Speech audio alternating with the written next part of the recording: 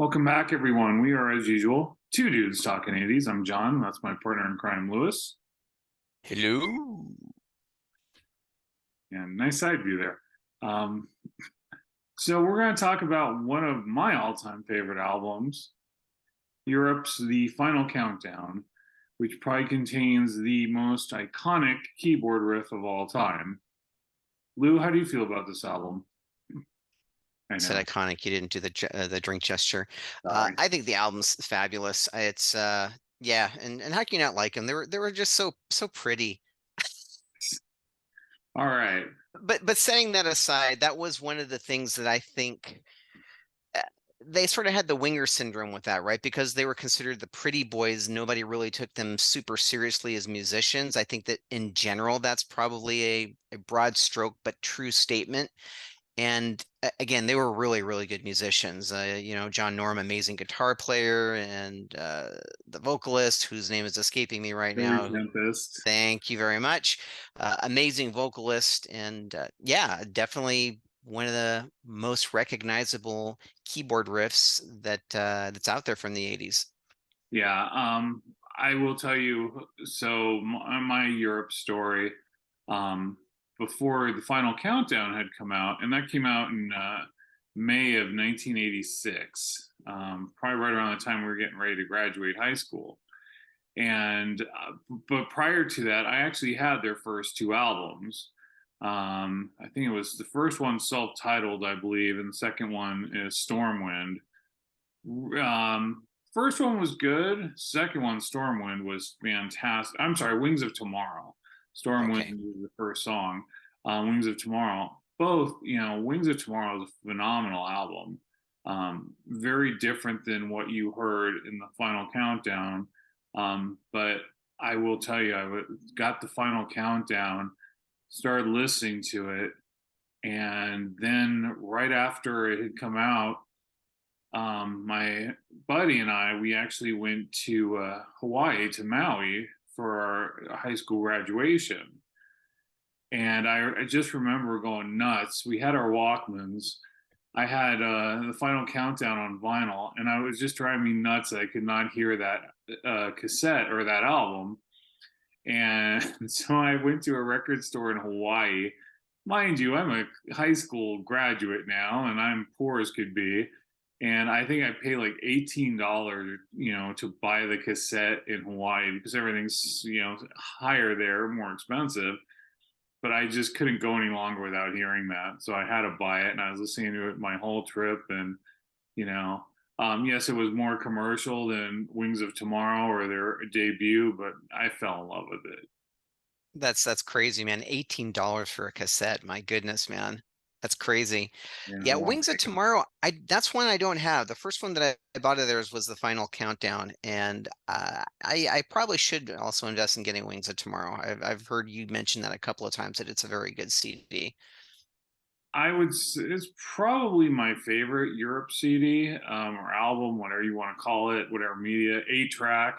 But it's my probably my favorite of theirs. But we're not here to talk about that one though. Let's talk about Wings of, as I do it again. Let's talk about the Final Countdown. Of course, obviously, most people know it from one song, the title track, Final Countdown. And I remember being blown away when I first heard it. And I remember, MTV playing the video, and I'm there with the VCR trying to record it, so I get the whole video. What were your initial impressions of the album? First of all, let me make a slight correction. There's probably two songs that they're known for on that album. One is the Final Countdown. The second one's Carrie. And yeah, Carrie, I think was like a minor hit as well. I know that got quite a bit of radio airplay. And I think it's a great album, man. Even the songs that you don't hear very often, like Cherokee and stuff, great catchy tunes. And yeah, awesome stuff. I honestly don't feel that there's a bad track on the album. Surprisingly, I haven't even gotten burnt out on the Final Countdown. I hear it, I immediately get right into it. But even the less, like you said, some of the lesser known songs like Love Chaser or Time Has Come, I love Time Has Come. That is a great song. Wonderfully done. The whole album, I can listen to it any day of the week. Yeah, yeah, no, it is a really great album, and I remember when I got it, just listening to it and thinking that the quality was really quite good. Um, yeah, Danger on the Track. I mean, it's been a long time since I've actually listened to this front to back, but yeah, really Yeah. great album. And like I said, just unfortunately they had the rap of being Pretty Boy and never, I think, had too much of a serious shake as far as their musicianship, but great musicians. Well, one of the songs that I want to talk about that wasn't on that album, but was actually the B side of the Final Countdown single, was a song called On Broken Wings. And I don't, have you ever heard that song? I may have. I think you might have let me listen to it before, although I can't recall how it goes off the top of my head right now. It's probably my favorite Europe song of all time. Wow. And it wasn't ever, it was never released on an album. Like I said, it was the B side. And it was funny because during the shutdown due to COVID and everything, obviously bands weren't touring. And Europe, their Facebook group would do a thing called Ask the Band. And so you could submit your questions and they'd pick somebody's question and ask a member of the band about it. So I submitted the question one time, hey, how come you didn't put On Broken Wings on the album? Right. Mhm. And amazingly enough, two other people asked that very same question. So they said, thanks to, blah, blah, blah, blah, and me for asking this question.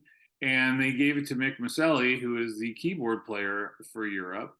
And he was saying that they thought it was a little too similar to On the Loose, which I think is absurd. And he said that's why they didn't include it in the album. He said they did play it on that tour, and he mentions that. And he said, but they've never played it since, and that was in '87.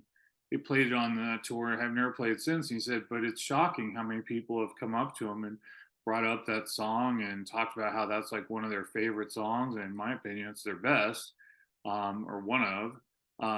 But yeah, so check that out if you. I think some of their greatest hits collections do include it, but On Broken Wings is an amazing song, and why it wasn't included, I don't know. Well, I know why it wasn't included, but I still You disagree just with told it. us. Yeah, I Uh, just told you, but I mean, like you said, that was his recollection of it because obviously it's been a long time ago. so this is On the Loose by Loverboy.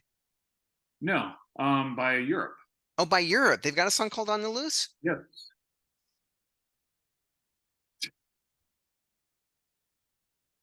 Oh, look at that.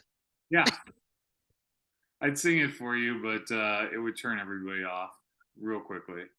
Wow. Okay. Do you think that it sounds like On the Loose? No, to me, I'm not saying it's a rip off, but to me, it was kind of like the stepbrother to Bon Jovi. To me, it sounded very similar to. Great, now I'm having an old age moment. Um, Joey Tempest. yeah, not Joey Tempest, Bon Jovi. They all have the same hair, though. It didn't matter. So did Whitesnake. So David Coverdale. Um, I'm sorry, Tommy and Gina, Living on a Prayer. Oh, God, okay. no, Okay. geez, I don't know why that one escaped me. So it kind of reminded me of Living on a Prayer without the talk box, but kind of that kind of story in the song and that kind of that tempo. But I think it's better than Bon Jovi. But that's kind of what it reminded me a little bit about. So what's the name of the song again? The song that On Broken Wings. I'll look Not to be that up confused after. with the Mr. Mister song. Has nothing to do with the Mr. Mister song or Loverboy. So, moving on with Europe, and obviously, me having had their first three albums, being a huge fan, the anticipation was when are they going to come to America? And I had been waiting for them to tour, and Final Countdown started becoming more and more popular. And finally, it happened. I remember I was watching MTV, and Kurt Loder. Remember Kurt Loder? Vaguely. Vaguely. Okay. Well, Kurt Loder came in, and he's like, "Well, now the countdown is whatever it was," and he said, "That is how many days it's going to be until Europe performs for the first time in the United States." And I'm thinking, okay, where are they going? Are they going to LA or New York? And he says April 15th, 1987, Europe will be playing their very first show in America at the Warfield Theater in San Francisco. Nice. So, of course, I was there. Somewhere I think I have the program. I know I have the shirts from that night. Don't fit in them, but I have them. And what a great show. It was amazing to see them at the Warfield. I went with a couple band members. I'm sure we stuck out like a sore thumb because we were the only dudes there that were actually headbanging through the whole night. Um, the sad part is at that time they had gone ahead and John Norum left the band. He felt they were going in too commercial of a direction, didn't want to be a part of it. By the way, his solo album's amazing. We need to talk about that one of these days.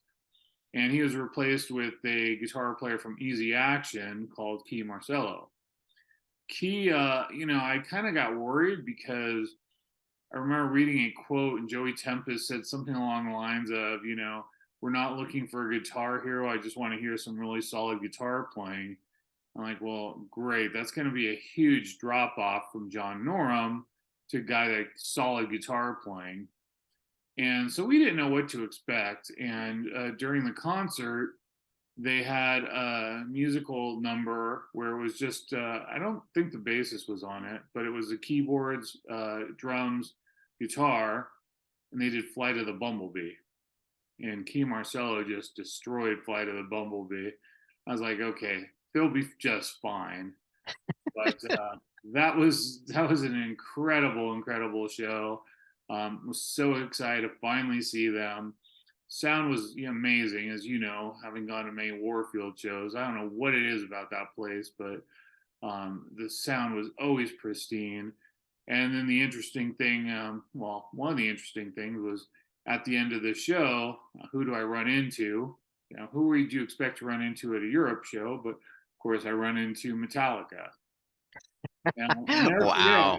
we were coming out, and Metallica was coming down the steps. And if I recall correctly, I think Jason was pretty new to the band. And I knew Jason Newsted from Flotsam and Jetsam, so I already was a fan of his. And I knew the band, and everyone's saying, Kirk, Lars, James, they were all together. Um, and I'm the dude that goes, so I got to be different. So I yell, Jason. He's like, he was so excited that somebody knew he was. He comes over and, high fives me or shook my hand or something. But Jason and I had a little moment. I was able to talk to him later at a much greater length, but again, it was kind of surprising to see, that Metallica was at a Europe concert. Yeah, And no then doubt. Go ahead. many years later, I found out Motley Crue was also at that concert. Wow. Yeah, so Well, that says something about him. I mean, that's really interesting that they you would not expect Metallica to be interested in a band like that. You'd think they would shun them as posers. But yeah, that's interesting. Really neat. yeah, so many years ago, we actually did a meet and greet with Europe. I think it was probably like 2017, 2018. It was right when the Geico commercial, remember, came back and they had the final countdown in the I break room do. and stuff. Um, so it was funny because they played two shows out here, one in Anaheim and one in Beverly Hills. And they asked, for like a pre-sale if you had a code. And I'm just sitting there trying a couple combinations. I'm like, oh, let me just try Geico, and it worked. So I think I had front row for Anaheim. And I had third row for Beverly Hills. But before the show, we were able to meet them and get a bunch of stuff signed. get a photo with them, as you can see in the opening credits. And I asked Joey Tempest if he remembered anything about that gig at the Warfield, and he's the one that actually told me he did remember it. Motley Crue was backstage. Wow. That's Yeah. super cool. That's super cool. When you met them, did they have Norm or Key or somebody else? When I met him, they had Norum. Unfortunately, he didn't participate in the meet and greet. They Oh, said he was bummer. having some issues with the jet lag, so he elected not to attend the meet and greet, which really bummed me out because I actually have a poster that George from the Record Exchange gave me many years ago. I still have it from John Norm's first album, Total Control, and I wanted him to sign that, but didn't happen. Maybe some other time, but that's one of the interesting things too about you think about classic lineups, right? In the '80s, how many of them can we think of that are still together? Yeah, very few.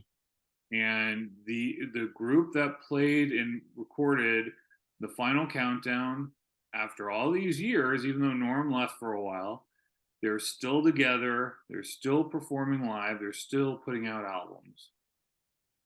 Yeah, that's pretty phenomenal. That's a testament to, their talent.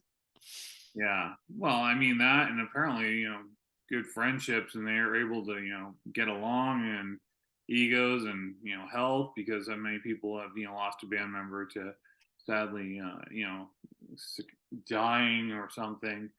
Um, but right now, if I think about it, Motley Crue, even though they retired for a long time and they replaced members, but now Mick Mars is no longer going to tour with them, so Right. they're out of it. And trust me, after seeing them the last time, I have no desire to ever see them again. I don't care who's playing guitar unless they somehow get Randy Rhoads up there. And then I think you got Poison, and that's probably it. And obviously, Iron, Poison's not very active. what about Iron Maiden? Are they still original? Oh God, no. No?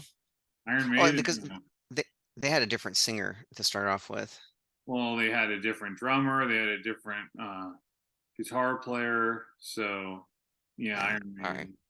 I mean, yeah, I get you. I wouldn't even say that they have the classic lineup, right? Because Number of the Beast had a different drummer. Mm, So they're close, but no cigar. So Europe's, one of the few that has pretty much all the original members from the classic. And if you think about it, the only person they ever really changed, they changed drummers, and they added Mick Maselli on keyboards. So it wasn't even that they changed a member; they just added one. So right, pretty, right. pretty darn good for such a long, storied career. Yeah, for sure. For sure. Definitely staying power. So I got to ask you. So if you had to pick your top three favorite tracks on this album, what would you say? Again, it's been a long time since I've listened to it, but definitely Final Countdown would be up there. Cherokee is one of them. And I think was it Danger? Danger on the Tracks. Danger in the Tracks. Yeah. Those are the ones that stick out in my head. I'd have Carrie to was go great with too. Yeah, I'd have to go with the popular ones. I'd have to go Final Countdown, Carrie. I think that's a great ballad. Very well done. And probably Heart of Stone. Yeah.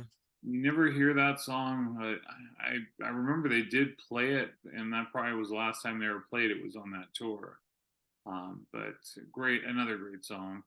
But now I'm just hopeful for On Broken Wings because Mick Maselli was saying that they might even bring it back for a tour after all this, and it's like, please bring that song back. So That'd be great. cool.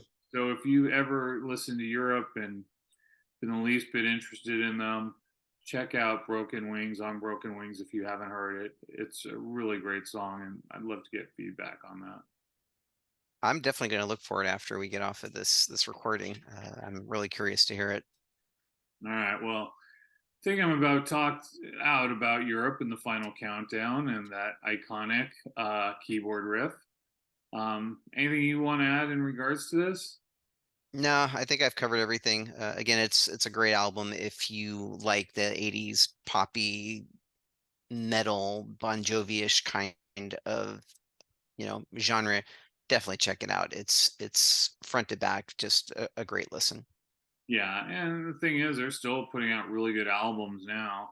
If you were, turned off by the fact that they went in a more commercial direction on this album, and then the follow up Out of This World, listen to some of their new stuff. It's very influenced by, the classic hard rock bands. Like Deep Purple is a big influence on them. I know Thin Lizzy is another one, and the stuff is much more in that vein. Joey Tempest sings in a lower register, but man, it's still really good stuff, and I'm hopeful that I get to see him at least one more time, um, you know, before they finally call it quits. Very cool, man. Very cool. All right, guys. Well, as always, we appreciate you guys watching. Leave us a message in the comments if there's some other album you'd like to see us, you know, take on and talk about. We'd love to do it. Hopefully, we know it. And then if you ever checked out On Broken Wings, I'd love to hear your opinion on it. Should have made the album. Do you think it sounds like On the Loose? Let us know. Hit the like button, hit subscribe. And as always, thank you for watching. And Lewis, brother, go ahead, take us out. Peace out. Thank you, guys.